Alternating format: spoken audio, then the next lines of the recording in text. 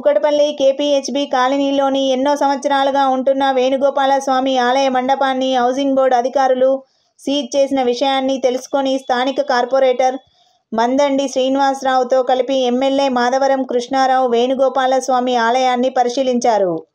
అదేవిధంగా housing బోర్డులోని GHMC ఆధీనంలో ఉండే రమ్య గ్రౌండ్ పార్క్ స్థలాన్ని సైతం హౌసింగ్ బోర్డు అధికారులు బోర్డులు పెట్టారు. ఈ సందర్భంగా ఎమ్మెల్యే మాధవరం కృష్ణారావు మాట్లాడుతూ గత 10 సంవత్సరాలుగా తెలంగాణ రాష్ట్రంలో మాజీ మంత్రి కేటీఆర్ సహకారంతో ప్రజల సౌకర్యార్థం కేపీహెచ్బీ కాలనీలో మహిళా పార్కులు, చిల్డ్రన్ పార్కులను, ఆట స్థలాలను, క్రికెట్ గ్రౌండ్లను ఏర్పాటు చేశామని, దానికి విరుద్ధంగా రేవంత్ రెడ్డి సర్కార్ హౌసింగ్ బోర్డు స్థలాలను అమ్మకానికి పెట్టి కోట్ల రూపాయలు దండుకోవడం దారుణమన్నారు.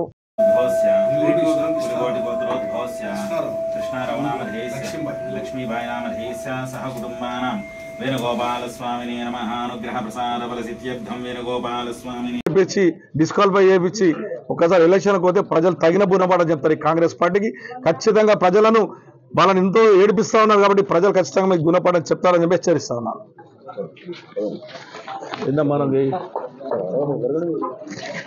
ఇంటికి